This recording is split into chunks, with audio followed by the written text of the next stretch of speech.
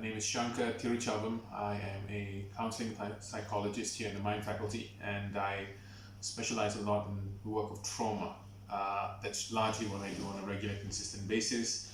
Also certified to do things like family therapy and marital therapy as well. And that's predominantly the areas that I practice in.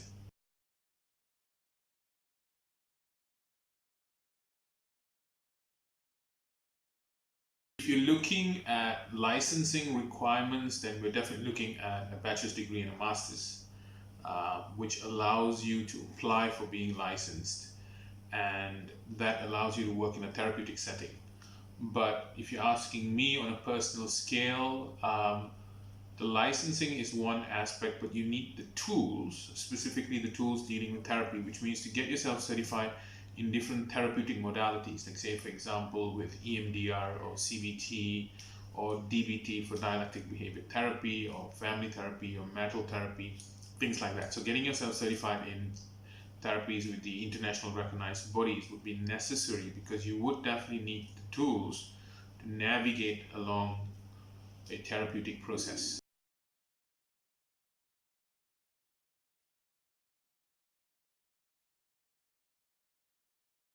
A lot of it would go back to, if you're asking me on a personal scale, would go back to first do no harm. Hippocratic oath would be, I think, one of the key aspects to look at. Now, in dealing with standards of ethics and guidelines, of course, some of the basic ones is the issue of dual relationship, in the sense that being a therapist as well as being a friend or a business partner or having a business transaction with your client is some of the gray areas that we have to battle with now. And these are some of the things which the ethics codes, of course, prescribe significantly. Having romantic relationships or having relationships that are considered not within a professional setting, those are other aspects. But what's becoming a bit of a difficulty here, borderlining on the third question as well, is because of technology. Like most of us here we use Skype, especially if our clients are in London or in Melbourne or even if in a different state. And some of us even have consultations or WhatsApp video calls if Skype is not working, and some clients prefer that. At the same time, there is also ongoing contact in the context of WhatsApp. And so technology, or the ease and access of technology, has made some of these very strict boundaries a difficulty. As it was put to me by one of my clients as well, he said, if it's at 2 a.m. in the morning and I'm having suicidal thoughts, I'm having a panic attack, and if I need to reach you, can I reach you? And I said, yes, of course, you can reach me, it's not an issue. If I'm available or if I know that you're getting in touch with me, of course. And he was very comforted with that whole idea of being able to reach out. And one of the things that he said is, of course, at 2 a.m. in the morning, if you get a power cut, you call the TNB. If there's a fire, you call the fire engine. So that kind of accessibility in mental health is necessary. But these are the same things that become a difficulty, especially when you're dealing with the ethical codes. And going to the third question, which is, what are the ethical issues that affect the actual practice of counseling or related professions? This would be one of it. The other aspect is, when you talk about professional relationships in therapy, and then you talk about the non-professional relationships like a friendship, or you meet your client outside for a cup of coffee, or you bump into each other in a social event, or you have a consultation in a restaurant because for some degree of reason that it cannot be made physically in a private practice, or sometimes clients have financial constraints and they tend to stop therapy because they can't necessarily afford it. What do you do then? Do you just leave it that way? Or would you laissez-faire meet outside in a coffee shop and have a 30-minute chat and say, okay, let's try and do this, let's do and do that. So these are the gray areas, because at the end of the day, we are in a helping profession. And of course, there's issues of professional conduct, but there's also issues of dealing with humanity. And if you ask me, I think humanity stands more as a paramount of how I would consider, rather than purely dealing with it in the context of being a rigid professional ethical conduct, though I do understand and value why those codes are there.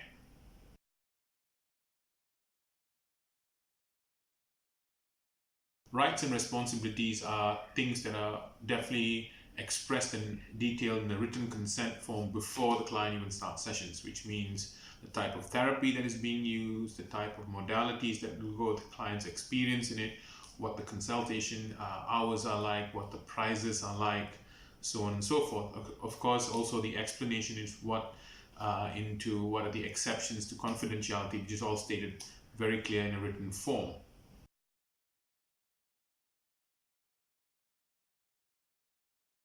Okay, if there is a break in ethical concerns, then it depends on which body you're licensed with here. So for here now, it would be the Malaysian Counselling Board, Lembaga Counsellor. There is no other board other than that for governing these professions. If it's a psychiatrist, then it's a medical board. The clinical psychologists are in the midst of setting up their own specific board, which is not fully established, but it's very nearing and closing to get established, and then that will take over the clinical psychology work. So if there is an ethical violation, usually probably what I understand is that a complaint would likely be filed by whoever who feels that they're wronged, and then I guess there would be an inquiry, and then from the inquiry the determination of how it goes further will take place.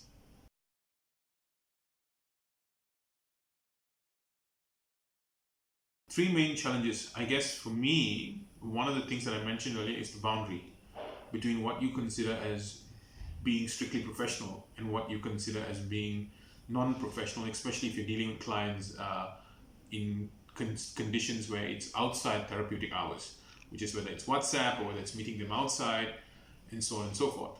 So that would be one key factor, because in a very strong technological infrastructure, the boundaries are very difficult and it's a bit lax. Other challenges is especially when you're dealing with clients in the context of marital therapy or couples therapy. Those could be issues, because one client could come and tell you that they're having an affair or they're seeing someone else and they want to get out of marriage and things like that. And the fact is, these kind of things may hinder the process, but it's up to the client's rights to whether to choose to disclose it or not. That is one.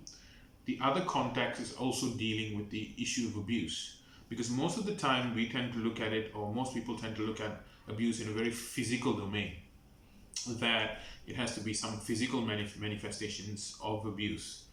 But there are also very strong psychological manifestations of abuse, like control, blaming, gaslighting, for example, whether it's an exertion of financial control or whether it's an exertion of emotional control, manipulation. These are very, very strong areas of abuse.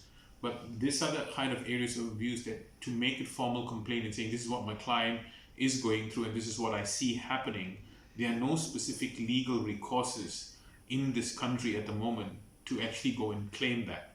Like, say for example, intimate partner violence or marital rape.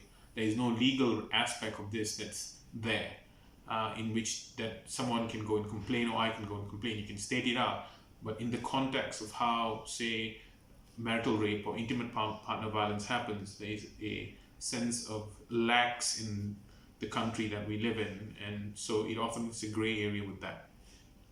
So those would be some of the difficult challenges that I would say. The other aspect is sometimes it comes to issues dealing with fee structures. Like, we work in a practice and the practice determines the fee structure, and sometimes because of the fee structure there tends to be an alienation where some people cannot necessarily afford on a consistent regular basis. And if we were to say do that pro bono, you see, as I mentioned earlier, we do see your clients outside and you have a kind of a therapeutic chat with them. Does that violate the place that you're working with, and it becomes an issue because you're employed here with them, and by doing so, how does that seem? So this is the kind of struggles in the gray areas.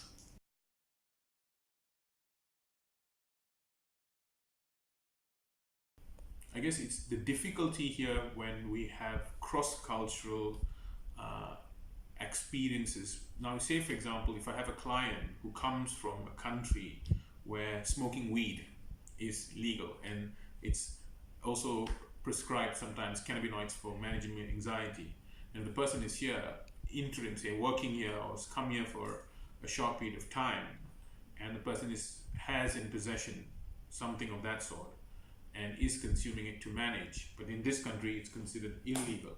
So those kind of situations would be where it would be difficult to make a sound judgment, but following strictly by the legal aspects of what the country resides in, then you're obliged to.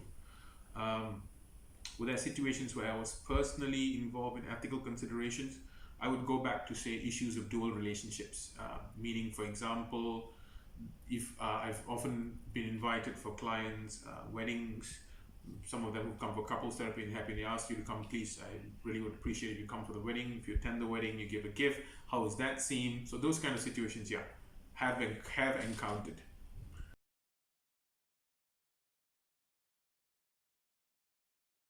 Primary area of interest is in the impact of trauma in neurodevelopmental changes.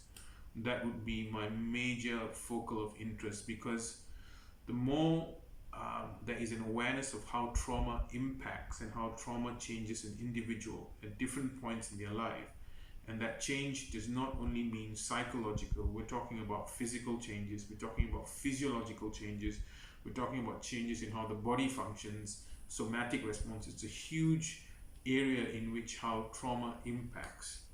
So that would be one of the key things that I am very passionate about.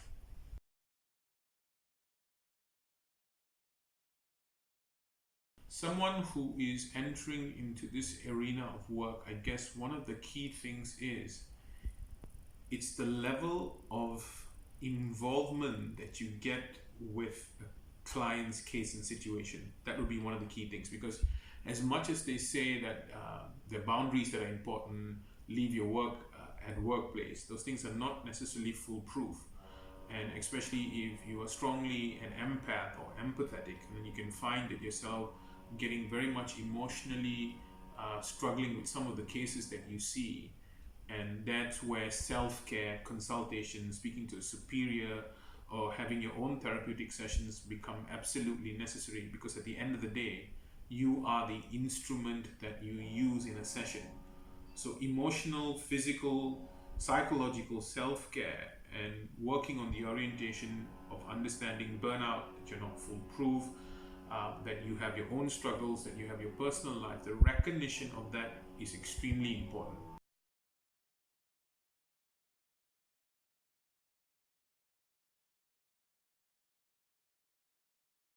Says that all that is necessary for the triumph of evil is that good men do nothing.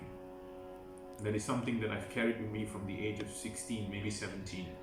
Why? Because it basically says that the vice of inaction. If you see something wrong and something wrong is taking place and you do nothing, then you're equally responsible for the wrong that has been commissioned or done. So I see that, and that's why the gray areas in practice are difficult for me. Like if you have a client who's being abused, if you don't step in, and if you do step in, how much should you step in? How much of lengths would you go? And if you go towards those lengths, is that being unprofessional? Gray area. But I would always hinge on the quote. So that's where I would